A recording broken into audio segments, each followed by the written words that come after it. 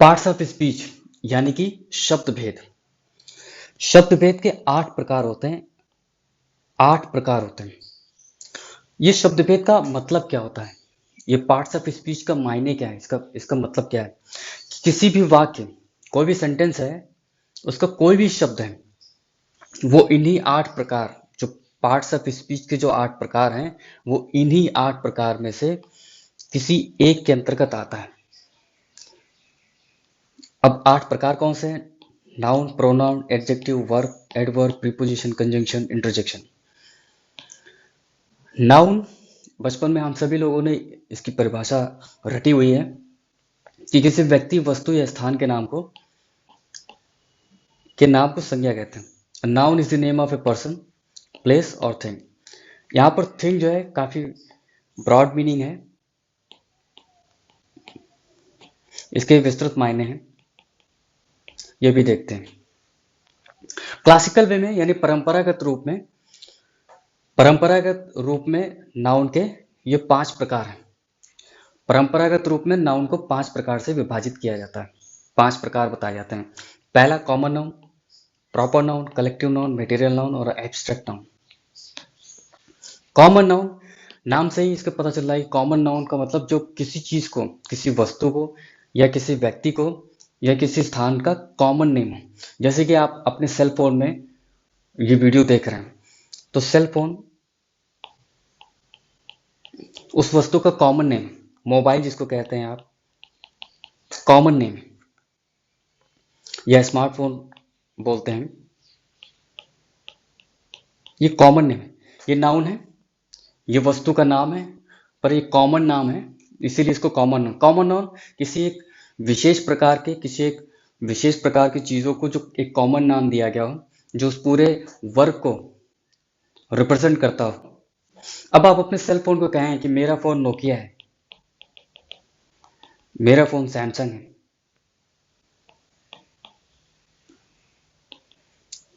मेरा phone Vivo है, तो ये इसके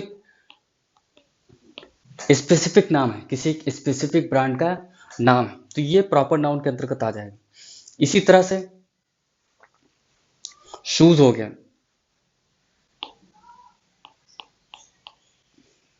एक विशेष प्रकार की वस्तु को शूज कहते हैं, और उस प्रकार की जितनी भी वस्तुएं होंगी उन सबको उनका एक कॉमन नेम है, कॉमन नाम है, उस पूरे वर्क को रिप्रेजेंट करते हैं। अब शूज में कोई कहेगा मेरा शूज एडिडास है, मेरा शूज कैंपस है, तो ये उसके प्रॉपर नाम हो जाएंगे। इसी तरह से और भी एग्जांपल देख सकते हैं आप।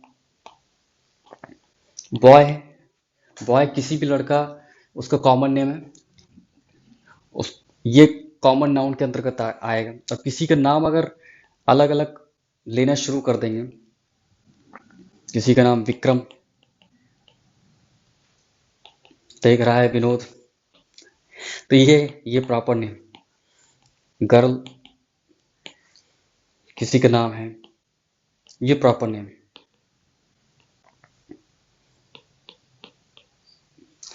नदी है, रिवर क्या है? रिवर कॉमन नेम है। गर्ल क्या है? Common name. बॉय क्या है? Common name. स्पेसिफिक नाम द गंगा, द गोमती, ये स्पेसिफिक नाम है।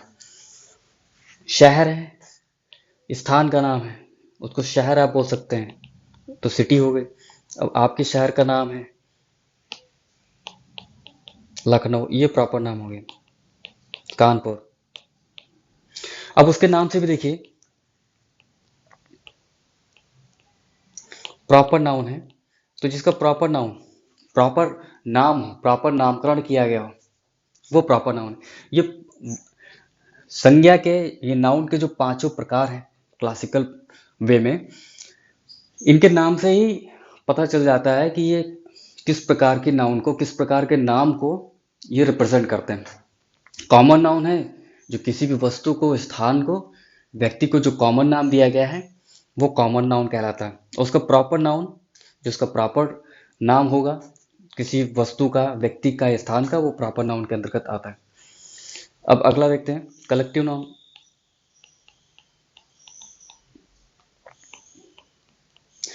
कलेक्टिव नाउन ये भी देखिए नाम से ही पता चल रहा है, जो किसी कलेक्शन को प्रदर्शित करते हो, किसी कलेक्शन को प्रदर्शित करते हो वो कहलाते हैं कलेक्टिव नाउन। एग्जाम्पल क्लास, कक्षा, ये एक कलेक्शन है। आर्मी, टीम, फैमिली, फ्लीट, जो नौसेना का बेड़ा होता है, फ्लीट कलेक्शन, कमेटी कलेक्शन। ये एक कुछ व्यक्तियों का, कुछ वस्तुओं का या कुछ स्थानों का भी आप कह सकते हैं, इनका कलेक्शन कलेक्टिव नाउन। उनका अगर नाम है संयुक्त रूप से तो वो कहलाता है कलेक्टिव नाउन। क्या होना चाहिए? कलेक्शन होना चाहिए। एक से अधिक लोग हों, उनका पूरे समूह को जो आप नाम देते हैं वो कहलाता है collective noun. Material noun,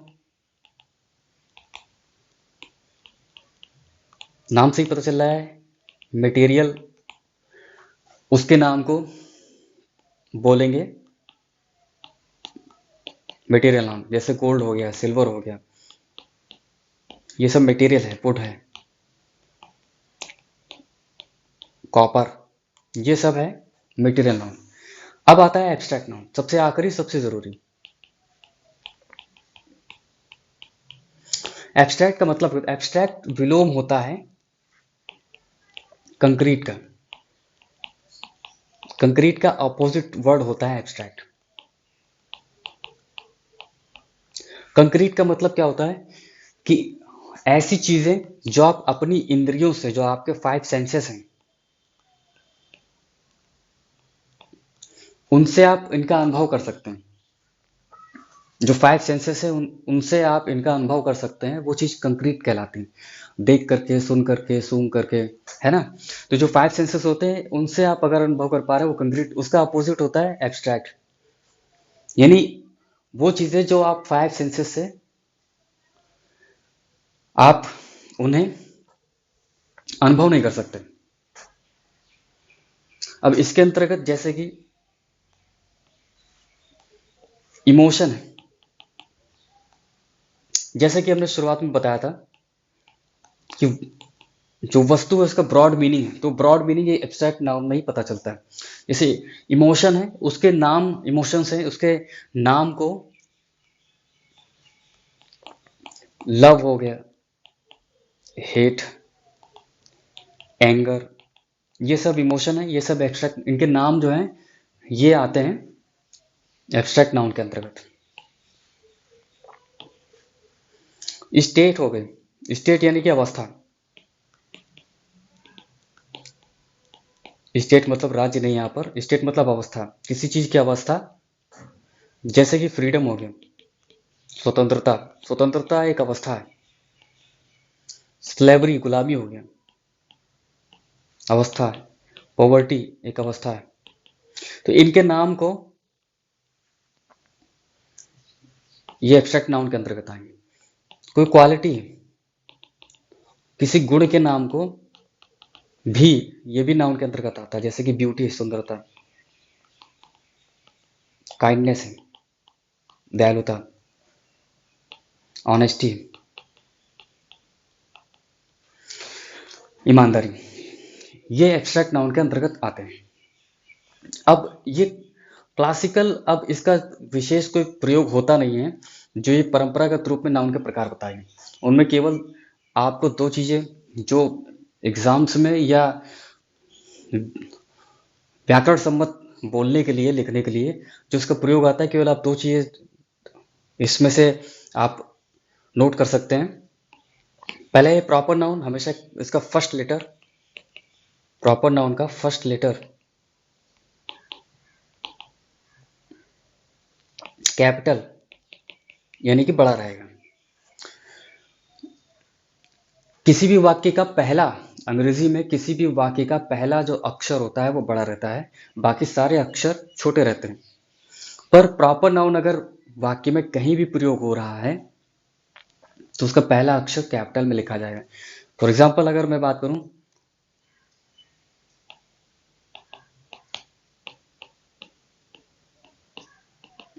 I met him in the market,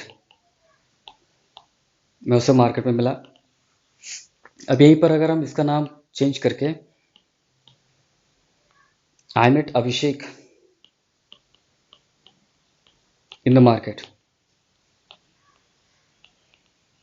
अगर ये कर देंगे तो अभिषेक प्रॉपर नाउन है, इसलिए इसका पहला लेटर जो है ए कैपिटल रहेगा, ये बाकी में कहीं भी आए। दूसरा, प्रॉपर नाउन, मटेरियल नाउन और एब्स्ट्रैक्ट नाउन नॉर्मली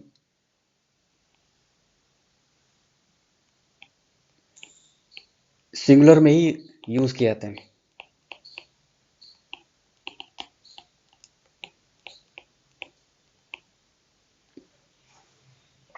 और कॉमन नाउन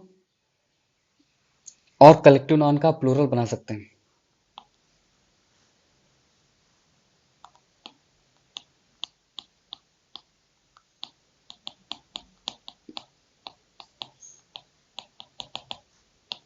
इसके बारे में विस्तृत पढ़ेंगे अगली बार, इसके बारे में विस्तृत पढ़ेंगे अगली बार। नोट्स बनाने की आपको आवश्यकता नहीं है, अगर आप बनाना चाहें तो बना सकते हैं, वरना टेलीग्राम पर इसी चैनल के नाम से सर्च करके आप वहां से सारे वीडियोस की पीडीएफ आप उठा सकते हैं। सेल्फ स्टडी करने की सबसे बड़ी समस्या ये है कि अगर आपके कोई डाउट्स होते हैं तो आप क्लियर नहीं कर पाते। मेरे पास ढेर सारी रेफरेंस बुक्स थी, तो किसी बुक से देख करके उसको डाउट क्लियर करने की कोशिश करता था। आपको इतना समय खर्चा करने की आवश्यकता नहीं है। जल्दी ही मैं एक लाइव सेशन की व्यवस्था करने वाला हूँ, जहाँ पर आप रूबरू आकर के आप कोई भी अगर आपके मन में डाउट है पूछ सकते हैं, मैं उसका निराकरण करने की कोशिश करूंगा। Thank you.